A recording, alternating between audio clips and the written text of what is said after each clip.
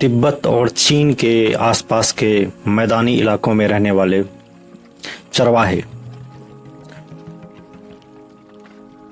जनजाति या घुमंतु जो घूम घूम कर अपने भेड़ बकरियां चराया करते हैं, अपने मवेशी चराया करते हैं, ऐसी जनजातियों ने कई कई साम्राज्य के राजाओं को हराया और कई कई साम्राज्यों को ध्वस्त कर दिया। ये घटना लगभग 370 ईस्वी पूर्व की है, जब तिब्बत के आसपास रहने वाले हून जनजाति के लोगों ने,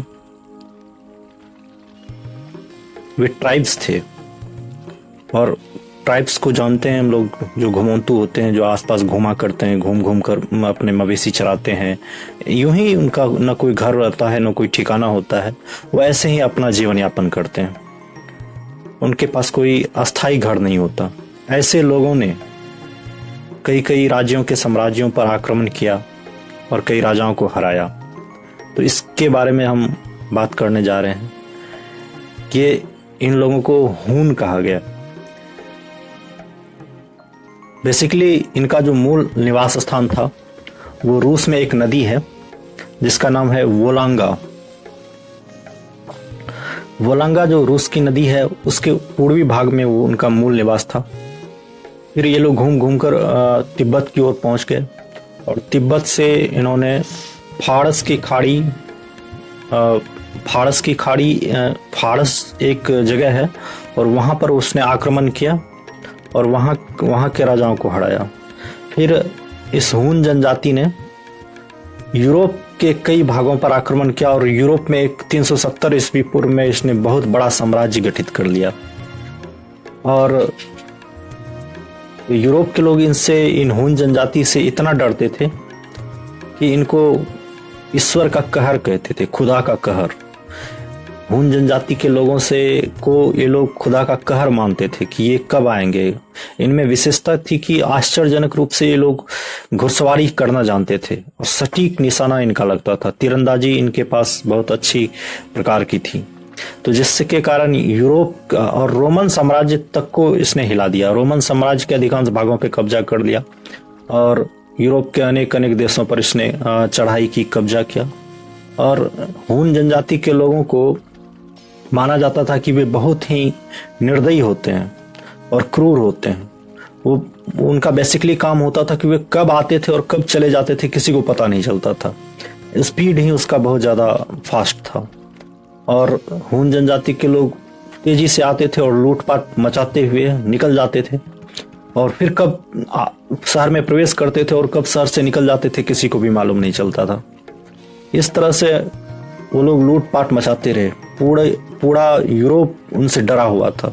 एशिया में भी कई राजा और राज्यों को उन्होंने जीता था, उनका पूरा खौफ था। लेकिन लगभग 400 ईस्वी के करीब ऐसा था कि वो कहीं ठहरते नहीं थे, लूटपाट करके निकल जाते थे। फिर उसने साम्राज्य भी बनाया, अपना राज्य भी बनाया। लेकिन सबसे बड़ी बात तब होती है जब स्कंदगुप्त नाम का भारत का सम्राट था, स्कंदगुप्त, उसके शासनकाल में हून आक्रमण करते हैं तिब्बत की ओर से, मंगोल की ओर से। हून और मंगोल ये लोग लड़ाकू प्रजाति के जनजाति थे। तो हम लोग इतिहास में पढ़ते हैं हून के बारे में भी, मंगोलों के बारे में भी। तो इस प्रकार से हून और मंगोल जो व्यक्ति थे, हून और मंगोल लोग हर जगह आक्रमण किया करते थे। तो उन्होंने फिर भारत पर आक्रमण किया स्कंदगुप्त के समय में। तो स्कंदगुप्त ने बहुत ही साहस से और बहुत ही पराक्रम से उनको बहुत युद्ध में पीटा और हराया। और कहा जाता है कि स्कंदगुप्त के समय स्कंदगुप्त के पराक्रम से धरती आ रही थी।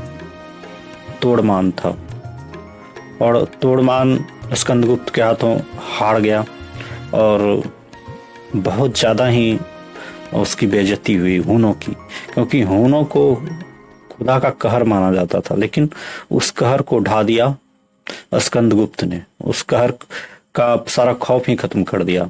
स्कंदगुप्त की पूरे यूरोप और एशिया में चर्चा होने लगी कि स्कंदगुप्त नाम का एक ऐसा बहादुर बादशाह सम्राट है जो कि हूनों को भी पराजित कर सकता है। उससे पहले हून को कोई भी पराजित नहीं कर सकता था। और हून जहां भी जाते थे लोग डर के मारे रास्ता दे देते थे और हूनों से कोई टकराता ही नहीं था। बड़े बड़े साम्राज्य साइड लाइन हो जाते थे, लेकिन स्कंदगुप्त ने हूनों को बहुत बुरी तरह पराजित किया। फिर तोड़मान जो था हूनों का सरदार, तोड़मान का बेटा था मिहिरकुल, वो भी बहुत ज्यादा ही क्रूर था। मिहिरकुल की एक कहानी है कि वो कहीं जा रहा था पहाड़ी पर से, तो पहाड़ी पर से एक हाथी गिर गया। एक हाथी गिर गया तो हाथी के गिरने से बहुत ज्यादा हाथी को चोट आई है। हाथी दर्द से चिंघाड़ा और उसकी हाथी की चीख निकल गई।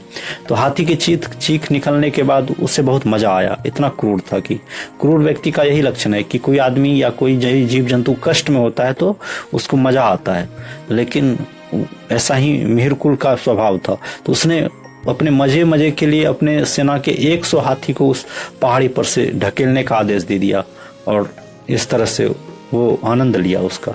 तो इस तरह के क्रूर हून होते थे।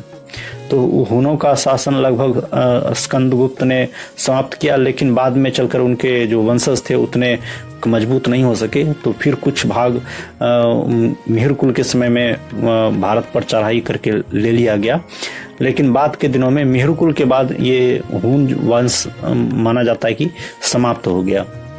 हुआ यूं कि कई जो हून जनजाति के लोग थे भारत में ही रह गए, हिंदू धर्म को अपना लिया। भगवान मिहिरकुल ने तो शैव धर्म को अपना लिया, भगवान शिव का वो पुजारी हो गया और उसने एक भगवान शिव का मंदिर भी बनाया भारत में।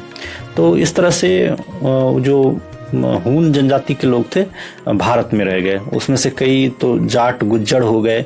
तो इस तरह से देखते हैं कि हमने देखा कि भारत अनेक जातियों और जनजातियों से मिलकर इसी प्रकार बना है। बाहर से आकर लोग यहाँ बस गए और यहीं के होके रह गए और यहीं पर उन्होंने यहीं की संस्कृति को अपना लिया।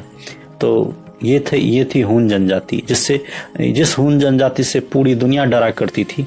तो स्कंदगुप्त ने उसके अभिमान को चूर किया और भारत का नाम और भारत की वीरता का परचम पूरे विश्व में लहरा गया।